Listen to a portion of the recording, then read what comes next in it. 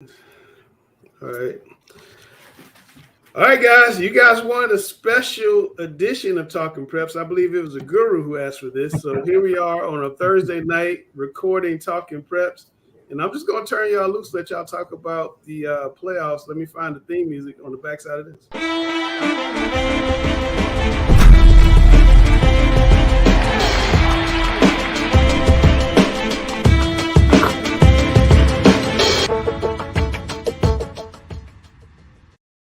Okay, let's jump right into it. The girls' second round in the 1A. Alex, anything here surprise you? Everything. The fact that we still have this many teams in, but that we're really no surprises whatsoever. On to the next round. Next, is this where the playoffs should start, Alex? Is this where the playoffs should start? With this many teams? Actually, I'd cut it down even more. You would cut it down even more. Wow. Yes, I would. Well, because Gary, are you buying this theory to cut the playoffs even more as we look at the 2A girls? We could cut a round off of it, I think. So you would start at this round. Yeah. Because I mean, I see one losing record. West Wilkes is there with a losing record, but these teams generally have good records. Some of the first round games were pretty lopsided. Tell you what, Salisbury and Shelby headed for a showdown on the western side. Shelby's winning by a bunch. Just get me to that game. Salisbury winning by a bunch. That's definitely going to be a big matchup. Let's look at the 3A girls. Let's call them up and see where we stand here. A lot of good teams in 3A, Randall. I think there's going to be some battles here. I think Freedom is going to be a team I think folks need to look out for. But East Lincoln's on a big roll. I think we hadn't talked a lot about them. They're on a really big roll. Yeah, I think those are the two teams that I have circled as we talk about getting deeper into this playoff run. Hopefully we get to see that matchup because sometimes we don't always get what we're looking for. Well, on Alex's side of the fence, Terry Sanford's undefeated, Southern Wayne's undefeated, and Northwood has one loss. And that's going to be some good matchups later on in the playoffs on that side, right, Alex? Did you say we hadn't spoken about these teams much thus far? Yes, sir. Well, we won't be speaking about them tonight. Next. That's Alex Bass. That's Hill State Hoops. if you want to get at him. All right, let's look at the 4A girls. That Lake Norman team you guys been talking about. They're going to play Marvin Ridge. Randall, what do you see here? I think Lake Norman is a dark horse. That's the team that I picked to make a good run. And Watauga struggled last night. That game was close last night with Garinger. So it really made me probably double down on Lake Norman if we get that matchup. I tell you what, the game I'm looking for, Gary, in this one, I know I'm going to come to you in your game, but the North Met at Myers Park, that's the regular season co-champ in the Queen City versus the double champ in the regular season champ in the SOMEC. What do you see in that game? Well, you have the best coach in women's basketball, Barbara Nelson, against any team she plays. It's going to be competitive. North Met, they've had an outstanding year. Jennifer Baker's done an outstanding job with them. They play extremely hard. They play fast. They're a gritty team, not overly skilled as far as, great shooters and great ball handlers. They just play hard. They play team ball.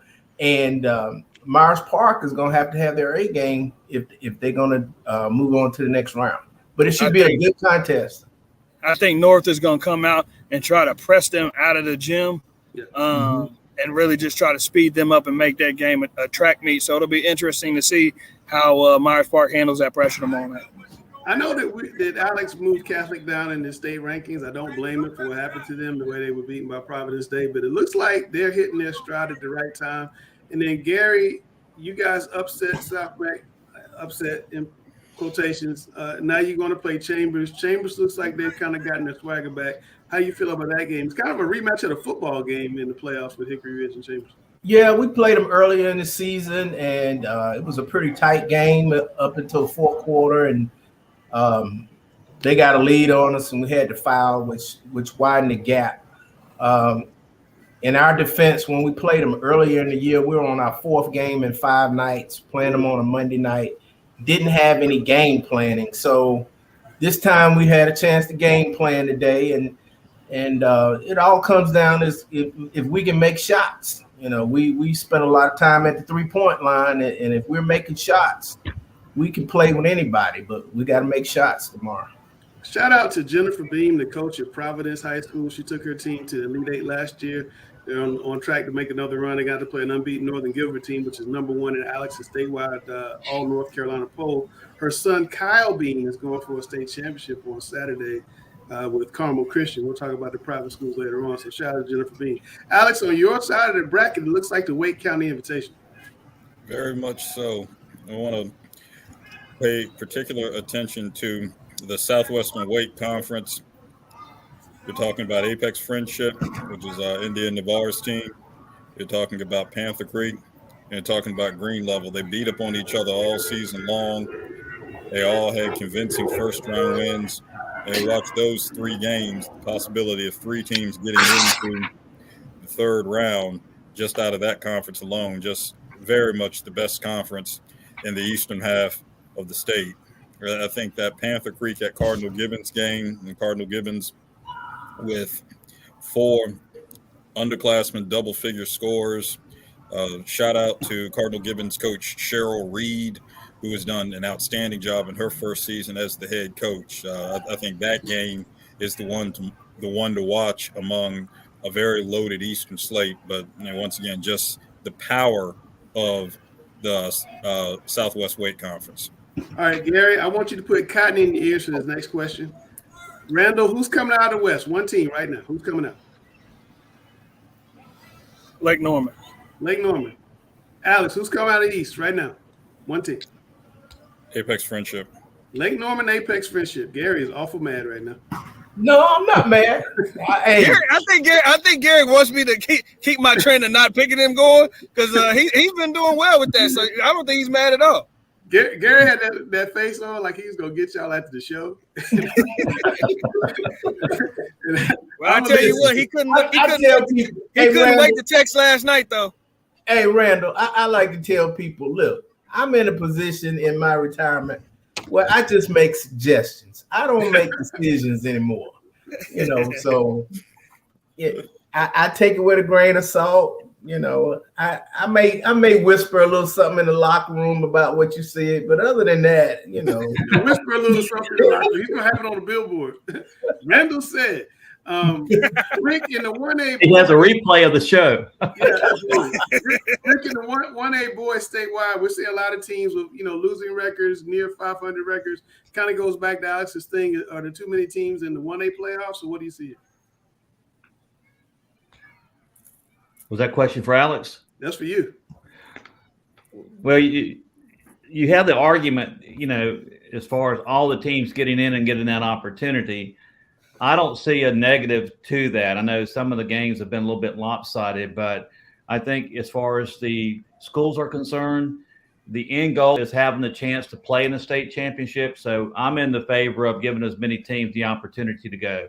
Would you let just everybody go? Everybody? Not everybody. I would have some parameters, as far as, all your conference champions and, your tournament conference champions, and then, maybe your second place finish or something of that nature.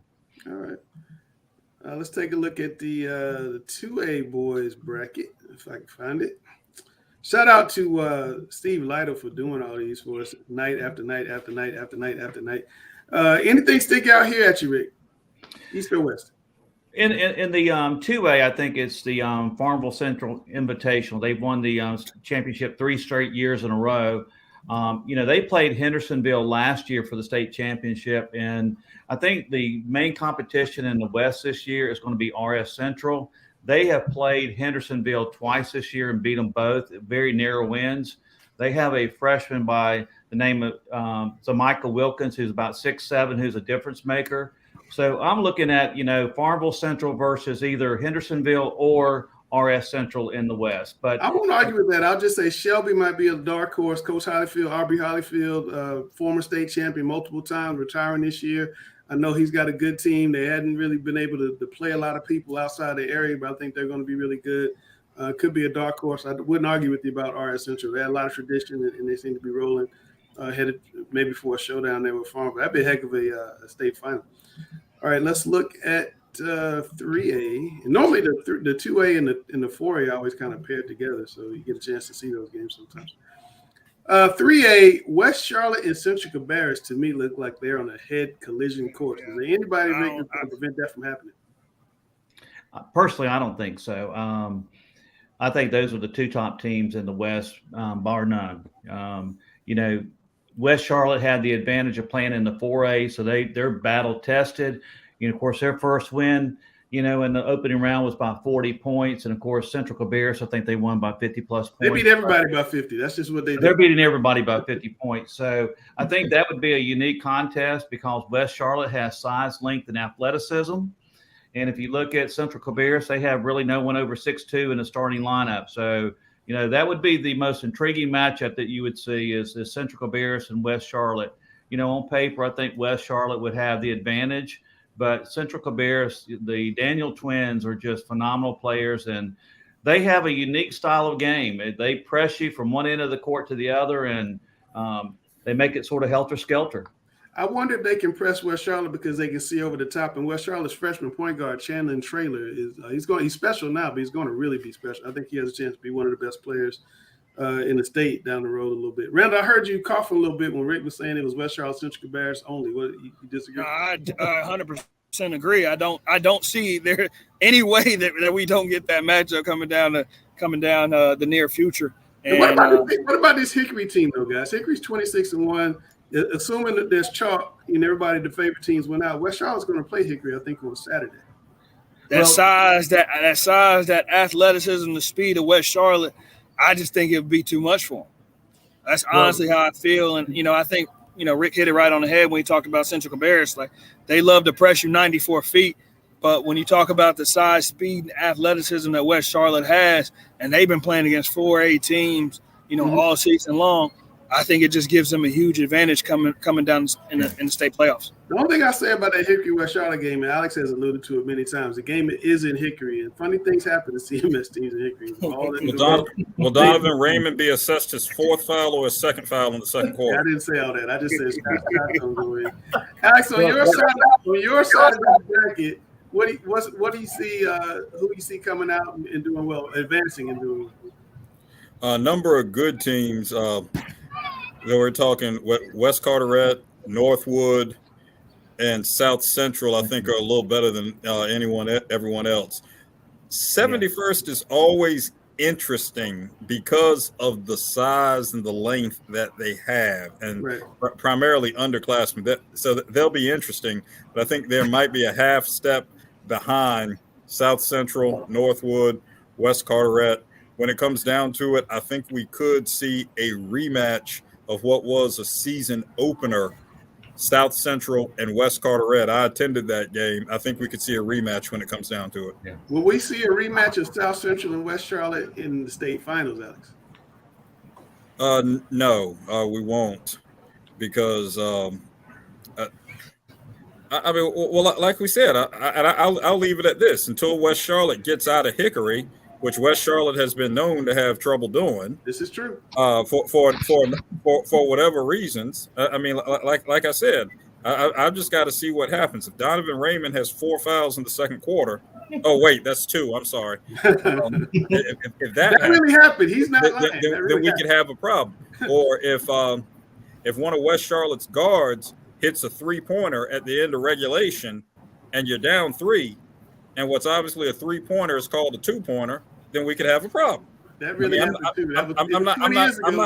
It did happen. It did. I'm not saying that's ever happened in Hickory, but I'm just saying it is what it is. You're not going to go to Hickory at this rate, man. They put the regions back in Hickory. You got to stay away. All right, let's go to the 4A. We're going to talk about, before we get to the second round games, we're going to talk about these first round games. Rick, what did you see opening round that shocked you? What shocked me was Dwayne Lewis and North Mac beating Reynolds like that, and Jordan Crawford came out 7 for 7 from 3-point range in the first quarter of this game. Well, I think North Mech is building on the success they had at the conference tournament championship, but they seem to be rolling. And if you really look at their losses, I think they've learned a lot. They lost 2 games in overtime to Chambers, but basically they got a very talented team. The margin of victory surprised me greatly. I thought they would win handily, but not by 60 points. The one that really surprised me more than anything else was Olympic taking Weddington to overtime. Yeah. That was a complete shock to me. Is Weddington kind of suffering from that thing when you get into a conference play and the conference teams really can't push you too much, except maybe a Porter Ridge, and then you kind of, what do you think, Brandon? I think it's one of those situations where this is the prime example of surviving and advancing. Like, I think that they're going to learn their lesson. They're going to wake up. Those seniors don't want to go out like that. And the fact that they got taken to overtime in the first round of the playoffs, I expect them to be extremely locked in. But do you think that conference play had anything to do with it at all? Kind of like Gonzaga in the WCC. No, I mean, I think they played enough tough competition at a conference to where, they should be fine. Sometimes I think you can just go for so long without being pressed. It's like, oh, wait a minute, it's a game. Yeah, and I think no team has been hotter than Hopewell, and they got a big win last night versus Aldrich Hill. Evan didn't play, but even at that, no team has been hotter than Hopewell, and that's a great victory for them and their no coach, and as they try to get that program turned around. Another hot team, we had LJ Johnson Harding on. They're 9-1 their last 10. They're going to be. That 4A could be interesting. Alex, what did you see in the East on opening night? Nothing. Just chalk, huh? Really. I mean, just a bunch. I mean, seriously, just a bunch of lackluster games when it all comes down to it. Nothing eventful whatsoever. There's really not a lot to talk about in terms of anything special that happened. You can just congratulate the teams who won, and hope we see better effort and more intensity and more commitment to defense. The one thing I would like to point out is, especially in the East and the West, there was quite a few games that featured teams in the same conference. There has to be a better way. You look at Wake Forest and Wakefield. They played each other twice in the season. They played in the conference tournament, and then they're the first round. There has to be a way to separate the teams in the same conference. I agree with that. I think a lot of it has to do with that geography, and the association want to protect geography. I know it's really hard in some of the smaller classifications because the schools are so far apart, but I've always argued in 4A, you could have an open classification and just let folks play. I mean, they're playing anyway. Charlotte goes to Raleigh to play regular season games. Fayetteville comes here. I mean, we do this on a regular basis. I think it can be done. I hate seeing you qualify for the playoffs and you're still playing your neighbor. I think the only difference in that, Langston, when you talk about, they play all over the state, is usually during the holidays when they do it.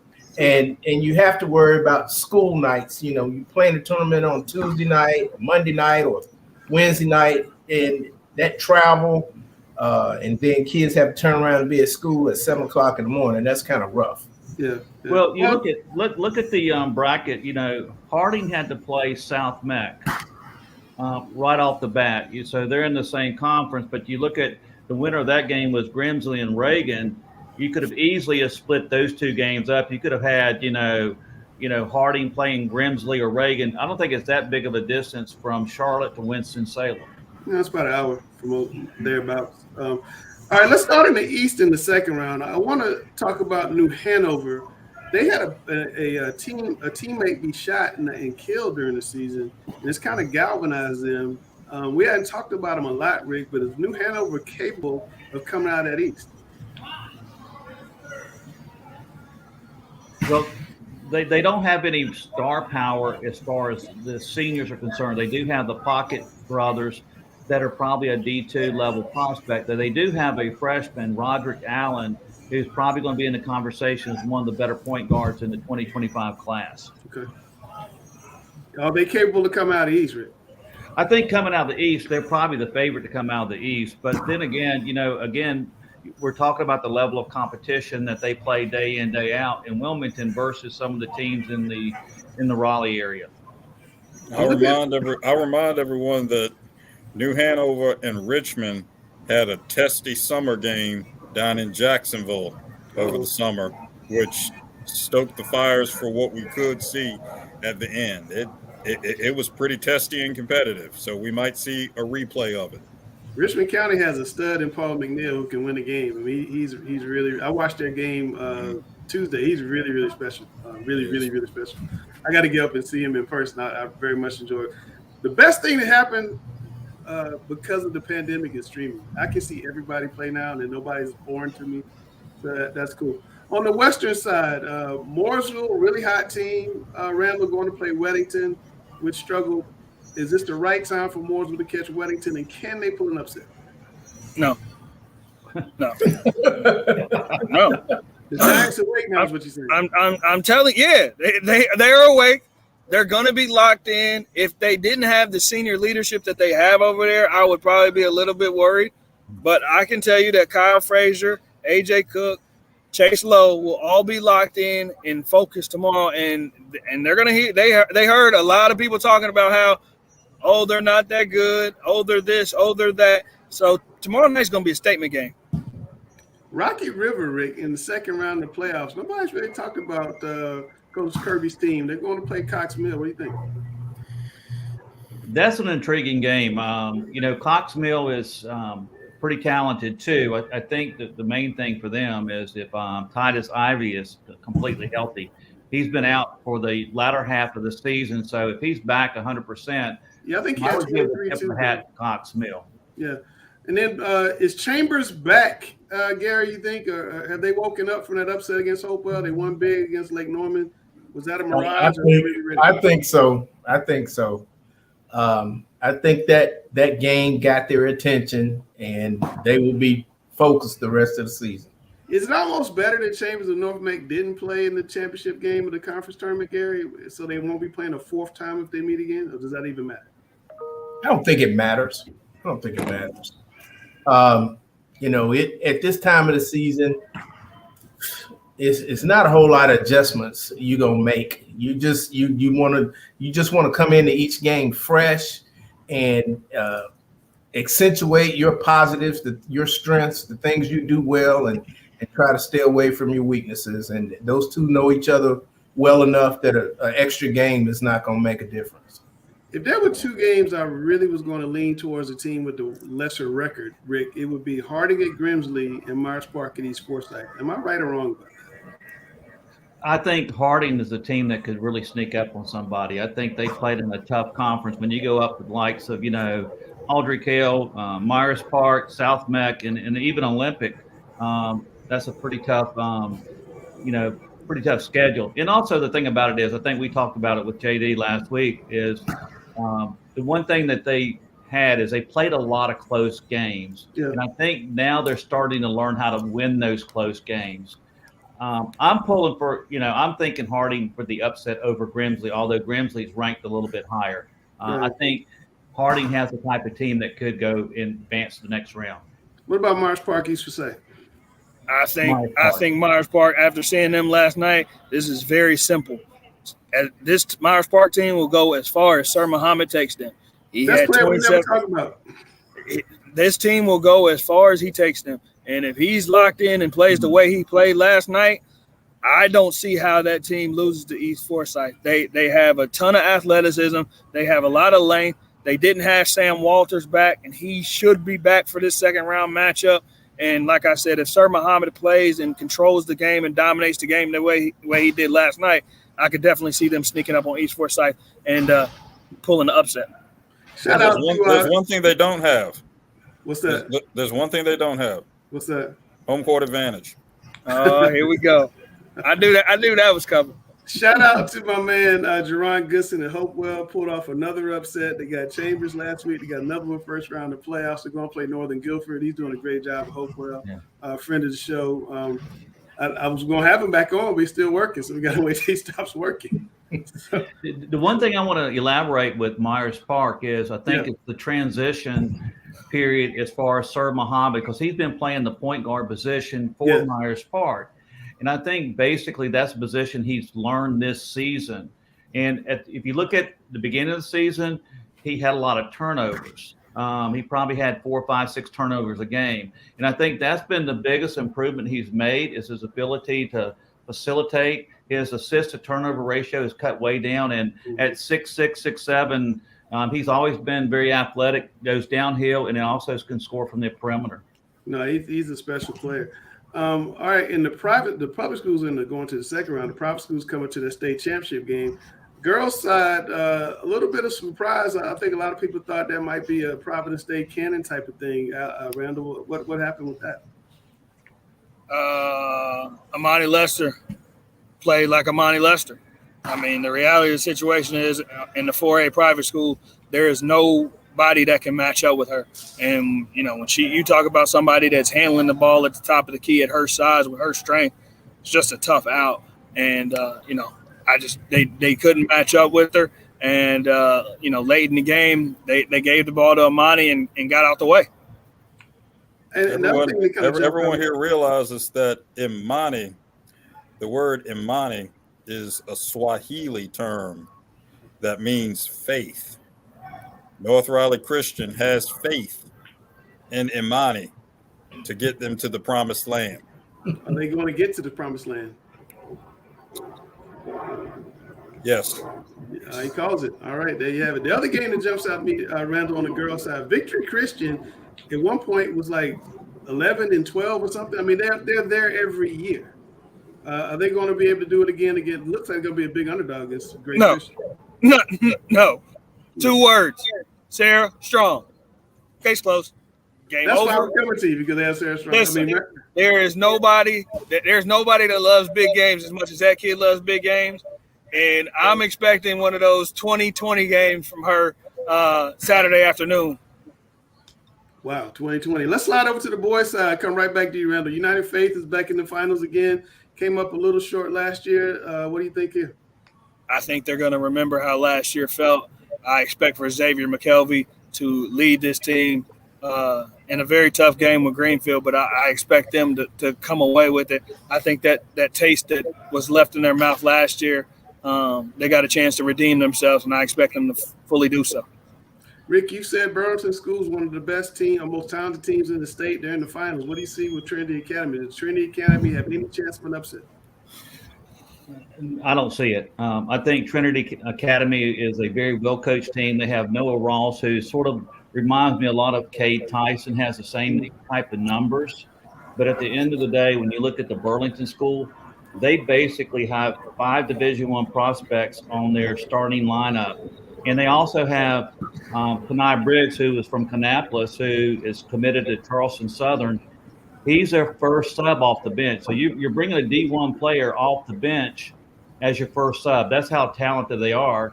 In addition, Ryan Bernardi is probably one of the best coaches in the state, young coaches in the state. That's big time. But tell me, Rick, about the High Point Christian Concord Academy game. Concord Academy's in there despite that record. They've kind of caught fire at the right time. Well, again, I think from the very beginning, we've had Concord Academy as probably the favorite. If you look at their record, they probably have played the toughest schedule of any team in the state of North Carolina. I mean, they have played every top team. Frankie don't run from the smoke, huh? They welcome it. Frank Canadori does a really good job over there. He lost Langston Boyd at Christmas. I don't think that helped him at all. And, of course, like a lot of teams, when you go through a COVID situation where kids have to sit out, they're, postponement or, kids quarantine.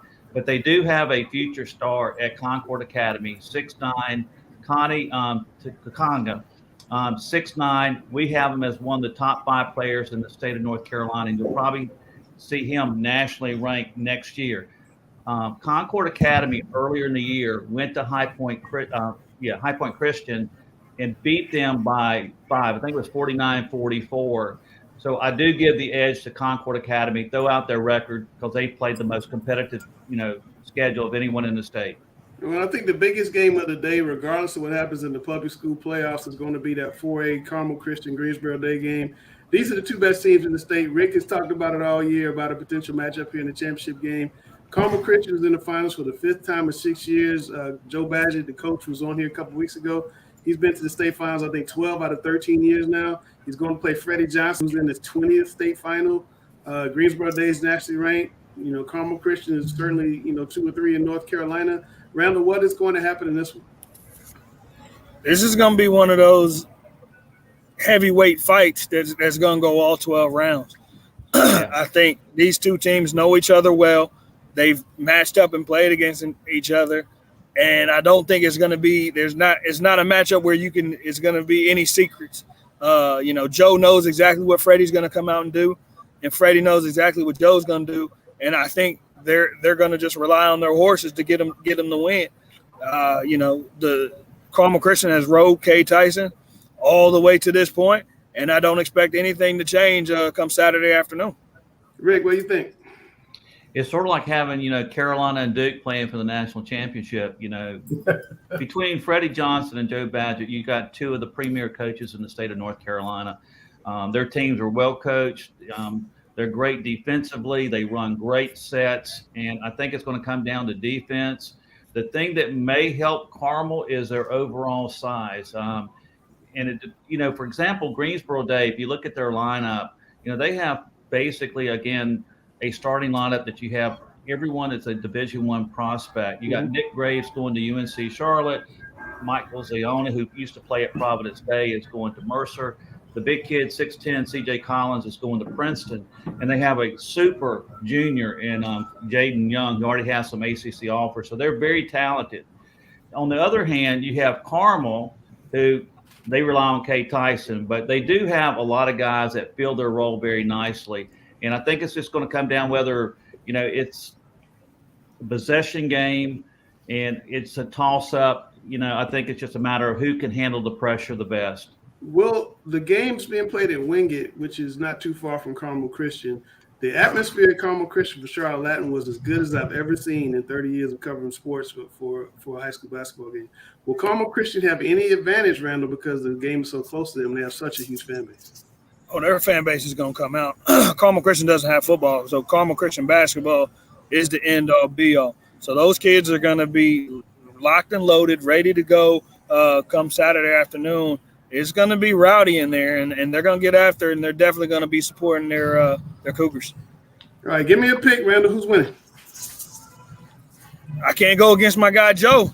I can't go against Joe. I think Carmel Christian, and I think they're going to find a way to get it done again. Richard, who's winning? I'm going with Carmel. Going with Carmel. Alex, what do you think? Carmel. Gary? It's unanimous. Y'all are all going against the GOAT. Wow. Freddie Johnson's won 1,000 and 9,000 games.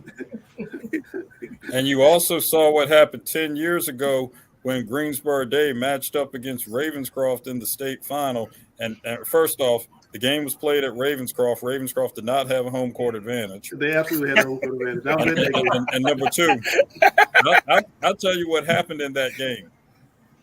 Freddie's teams, I won't say they struggle because, Freddie is outstanding. We know that.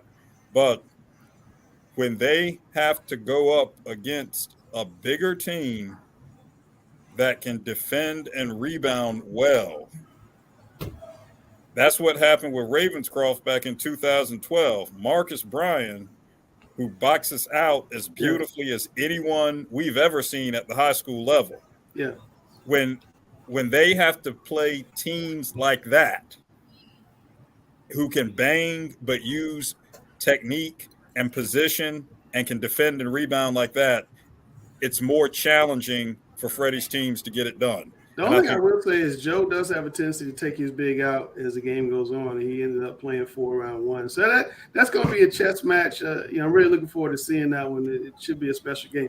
All right, so as we do in every show, and you didn't know this was coming, but it's time for the big star to give us his final thoughts. The fun part about the high school playoffs is you never know when your bell is going to be called. And last night I got a chance to go to the Myers Park Charlotte Catholic game, and it was great because Sam Walters was out, and Jacob stepped up and made some big threes for Myers Park. And so like I talked about last week, the playoffs are always super important, but everybody has to be ready. Mr. Turner, Mr. Jacob, both of those guys, they ended up making 4 threes to start the game yesterday. Myers Park scored 28 points in the first quarter and really gave them a huge boost. So just be ready when your bell is called, and those are the moments that you should be living for. All right, it's that time of year. One shining moment, as they say.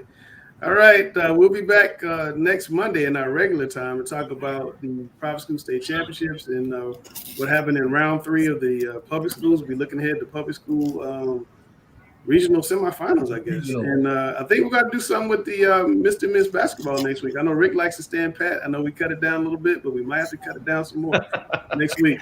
So we'll catch you next week. That's Randall. I'm Langston. That's Rick Lewis, the #1 voice of high school basketball in North Carolina. I say it every week. My frat brother, my good friend Gary Richmond, and the contrarian Alex Bass, who is also contrarian today. And we are talking